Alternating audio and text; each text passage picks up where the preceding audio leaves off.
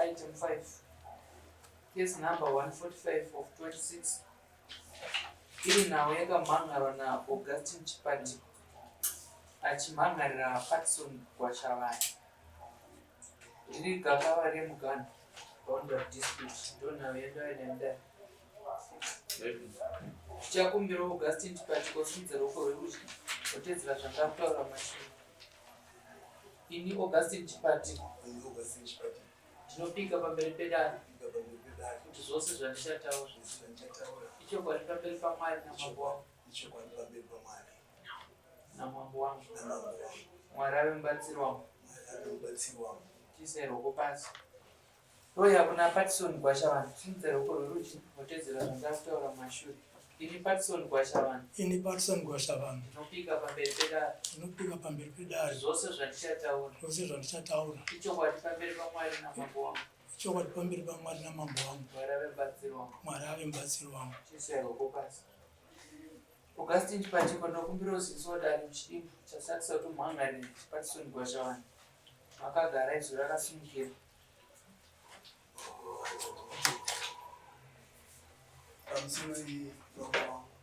Pamusoro idare ini ndakatengeserana tuckshop nemurume ari panapa vandakamhangarira. Ndakamutengesera gore ra1928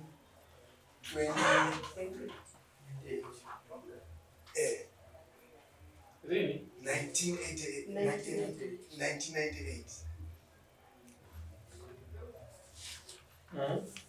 Saka ndamutengesera kudaro takaitirana zvese zvatakange tataurirana ndokupedzerana nokuratidzana muganhu wachona nokuti ndakamutengesera tuckshop ndikati inini nepaunozoisawo matoilets apo. Tapedza izvozvo paakaisa matoilets asati aisa matoilets tapedza izvozvo takagara kusvikira gore rapera iro rineri 2025. Ndopa ndakazotanga kuchiona inini masamoni akuchiuya kumba kwangu akanzi Gwashavani Family Trust. Auya kudaro so ainge asingauye kwandiri, aiuya kune mhuri yangu yandakaigere ikoko igere muyadhi mangu imomo nechekusaidi kwemugani wake iye. Zvikanzi vakagara mukati menzvimbo yangu. Ndikati ko nzvimbo yake pakuita seiko inga pandakachinja waya ndichibisa tuckshop yake ndichibisa muyadhi mangu ndakaita sei ndakachinja varipo ndokugara kubva makore ese iwayaya pakanga pasina kana dambudziko. Tichiti tikasangana munhamo tinge tichipupurana tese munhamo tichipupurana tese. Ko apapa zvazoita sei zvokuti zvizoya mapepa ndowakutengesera tuckshop iri muyadhi mako? Iri muyadhi mangu ere. Umbo wacho kutengesera tuckshop uri? Ndinawo mapepa. Ari kuti mapepa? Ndinawo. Uyu Gwashavani uyu mwana wemachipati gwero village ipi? Muzukuru. Chokugutsa. Muzukuru? Saka muzukuru akauya sei mumusha wenyu Machogutsa? Akaberekerwa imupipa Machogutsa. Akaberekerwa? Machogutsa.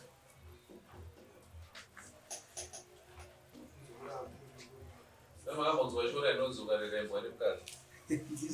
Makamboenzwa? Pedzisai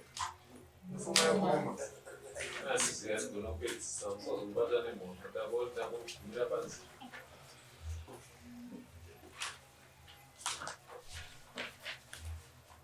Iwe Patson Mambo taura tinzwi makatengeserana chiiko naAugustine? Takatengeserana tuckshop nenzvimbo. Makatengeserana tuckshop nenzvimbo? Nzvimbo ipi? Pane tuckshop ipapo mambo. Nzvimbo ine tuckshop iyoyo? Hongu.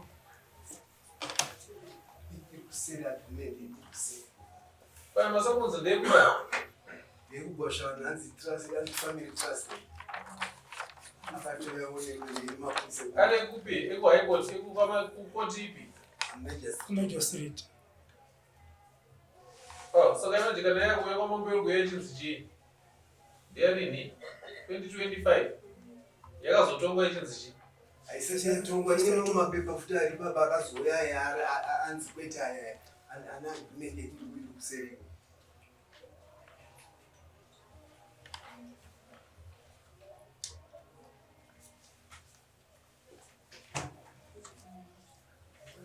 nokuti mashaya mombe akuuya papa Mashemumbe akagara ari pakati penzvimbo yechekunzi nakwashawana iri kuesanasana.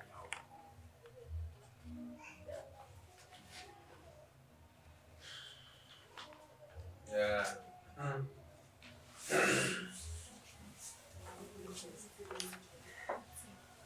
Agreement of sale of tax shop and piece of land to Mr. Patson Bashavani by Sylvester Chipatiko. Amount agreed 4,500. Amount paid 3,400. Balance 1,100. Signed Beauty Chipatiko. Patson Bashavani. Date 1998.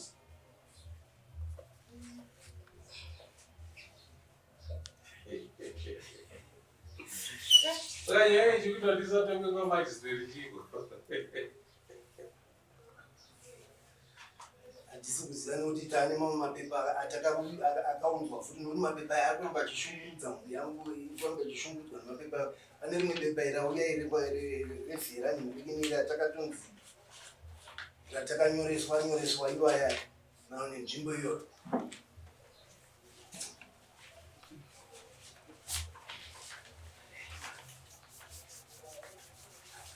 Nayo Patson, nzvimbo iyi ndeyani? Ndeyangu mama. Ndeyako? Kongo. Yawakaona ndudzi? Pekutanga mambo. Takshop handina kutengeserwa nakachipatiko. Toda kuti taura zviri straight. Takshop ndakatengeserwa nemurume anonzi Baba Wabrod. Aigara mukati umu. Baba Wabrod vakandiapurosha vakati ndakutengesa takshop iyi. Ndavakaimwe takshop kumba kwangu. Saka ndobva tawirirana naBaba Wabrod ndobva ndapedza. Ndapinda mutakshop. Sekuru ava vakandiapurosha vakati tanzwa kuti ndowatenga takshop. Ndikati hongu. Zvikanzi zvinoimatengeserana netakshop. Nzvimbo haisiyani yaBaba Wabrod. Saka todii sekuru zvanzi ngatitochi tane manegotiations panyowani. Tichitsaurana zvitsva. Ndikati hazvina dambudzo sekuru. Semunhu ndakashida chinhu. Ndobva tataurirana. Ndobva ndakavati sekuru. Madzimai avo vanga varipo apo. Ndobva ndakati sekuru. Ndandiri kukumbirawo kuti panzvimbo yandakaratidzwa naBaba Wabrod inokwana kuti 13 meters. Ndiwedzerewo kuti nzvimbo yangu itambanuke.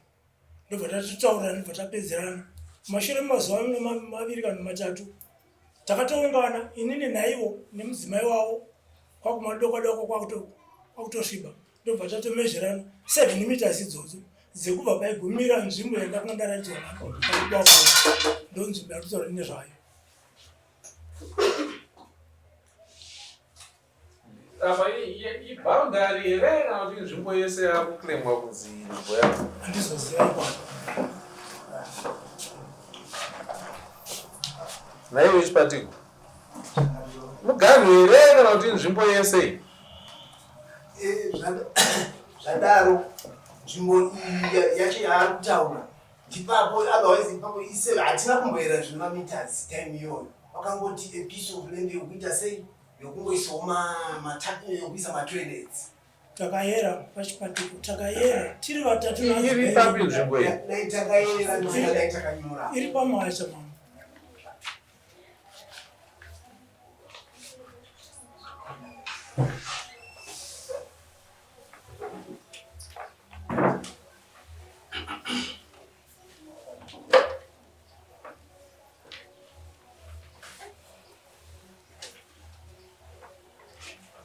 Ya, inyaya yakakura moto kudarika mambo. Yakadarika mambo kwayakaendawo kuhombe kuna mambo mwamba waibata. Pamusoro kuti ndinguna Delta maiva.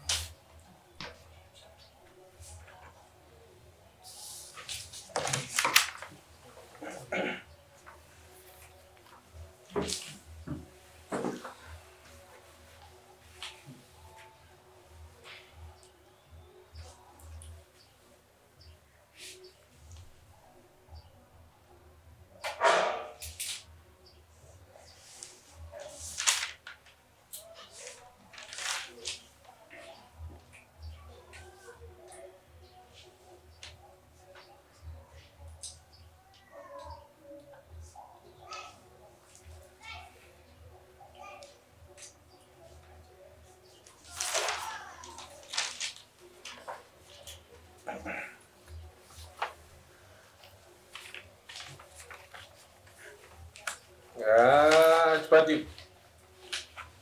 Ndatinyaya yehombe kuna mambo. Pamakaitangira ndokusiriko, nyaya makatangira kuhombe mambo vamudiki. Dai makatangira kuna mambo vaiwana chekutaura zvino kwamakatangirawo kumambo havasina simba ipapo. Vakatanga kuisumudza nyaya isisi tatozotero mumashure taona kuti isusu kwavatangira kuisa kuti kugonerekedza itende kuna mambo edu anoti musha. But kama munonzi kufana ati mutemo mumwe chete unoshandiswa. Tsamba yatova naye akangwara itsotsi. Nona akapawira zvenyaya tokupedza kuti ndokudyirai zvese. Your Worship Chief Chinamhora, we act on behalf of P. Gwashavanhu, kindly note our interests. We write to respectively advise that the dispute which has been brought before your esteemed court is presently subject to proceedings before the Chinamhora Magistrate Court, case number CHNCG 1626, and the summons are filed on 20 January 2026, way before the matter was brought before your court. The matter remains pending and determination by the Magistrate Court. In light of the fact that the matter is sub judice and falls within the jurisdiction of the court, we respectfully submit that it would be inappropriate for the same dispute to be entertained in any parallel forum while proceedings in the Magistrate Court are ongoing.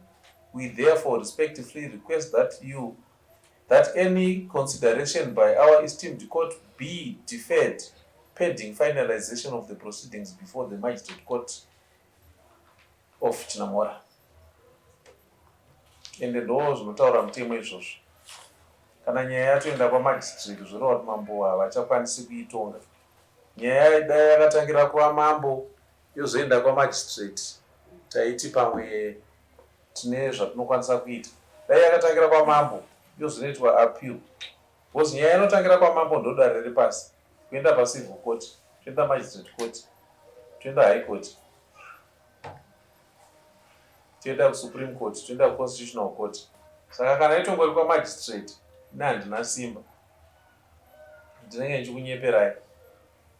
Nokuti mambo wangu zvaakaita inezvi adaro tapanana muganiwo akatengesa pakati apa pakati pemugwaro wangu naiye ndobva atengesa ipapa. Saka ipapa pakujamba manje kuenda kupi kune vana vangu ava kusema. Vanhu vanzwa zvandataura kutokomendaka kuchikora mutemo kwandechiita. Handitobvumidzwi kukomenda nezvenyaya inenge iri kudare rekumusoro.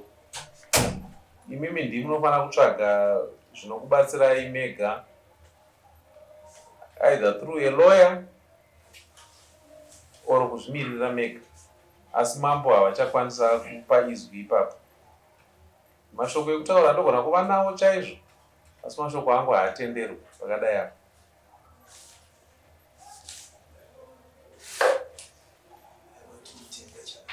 Mashoko angu haatenderwi pakadai nokuti nyaya iri kudare riri kumusoro.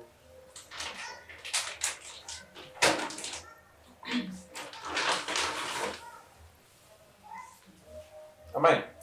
Pamusoro ndakubvunzawo kuti kana dai kanzi yauya nyaya seizvizvi yabva nekukoti isina mbobvira yakambopindawo nemusha bhosi nyaya dzemalandidzi dzindozva dzichitangira kuna sabhudzo yakuna edmund yakuna chief. Saka kana isina mbobvira yakasvika kwese ikoko kuyongotangira kumusoro zvinobvumirwa. Mutemo unoti munhu anosarudza kuenda dare raanonzwa kuda kuenda. Anoenda dare raanonzwa kuda kuenda. Kana wada kuenda kwasabhuku, kana wada kuenda kwaedmin, kana wada kuenda kwamambo, kana wada kuenda kwamagistrate ndiwe. Kana ukada kutangira kuhigh court unogona kutangirako. Unoenda kwaunonzwa kuda kuenda. Hapana hapo mutemo unomanikidza kuti munhu kuti nyaya ngaitangire apo. Munhu angataure kuti nyaya ngaitangire kuna sabhuku ndini mambo. Nokuti mandiunzira nyaya yegakava riri mumusha menyu, ndokubvunzai kuti sabhuku ari kuzviziva here, nekuti sabhuku iziso ramambo. Mapanzwa. Imimi nyangwezve mune kodzero yekubva vanditi mambo, inini ndakasarudza kuti ndoda kutanga kwamuri ndisina kuenda kwasabhuku. Ndosaka ndatanga kuuya kwamuri. Ende kana madaro inini handina mvumo yekuramba kukunzwai, ndakutokunzwai. Handichakudzorerai kuna sabhuku. ikodzero yenyu zvakare zvandokutaura izvozvo kuti munoti handisi kuda kuenda kudarira sabhuku asi muda kuenda direct kwamambo. Inini ndogona kukubvunzai kuti sei musina kuenda kwasabhuku, nekuti sabhuku iziso rangu, asi sabhuku haasi ziso ramagistrate. Mapanzwa, mambo haasi ziso ramagistrate. Matare ese ekumusoro akushanda ari independent, haacharerekera kune rimwe dare. Dare chete rinorerekera kune mamwe matare ndirino ramambo. Ndinorerekera kwaheadman, ndorerekera kwasabhuku. Ndogona kubvunza iwoyo kuti sei musina kuenda kwasabhuku, sei musina kuenda kwaheadman, asi magistrate havabvunze kuti sei musina kuenda kwamambo. Pavanobvunza chete ndokunge vaona kuti nyaya yauya mudare mavo inyaya yetsika, haiite kuti magistrate vatonge, ndopavanobva vakuti iyi nyaya iyi haidi muno, dzokerai kwamambo. Ndopega panoti nyaya yaendawo yodzoka kwamambo. Kana iri yetsika ndopainodzoswa kuzasi, asi kana isiri yetsika vanotoita basa ravo vachitokwira kuenda kumusoro, apa tichadzoka pasi. Asi nyaya iri pachena chena kanokuva mapepa eiyo ndogumira ipapo ndatopedza handichataura zvimwe. Pane zvimwe ndaida kungowedzera zvavo. Pane mapepa aya manje aya ane 600 meters apa ndikonzwa varikuona kuti 7 meters. Saka 7 hanzi kana muchishaura batai mazwi, mazvinzwa akaimba rinati zvakatati kana muchishaura batai mazwi. Inini pangu ndataura ndapedza. Panapa mudai mapinda kubata dai mabata, kusada kubata kwakuda kwenyu. Vamwe Sunday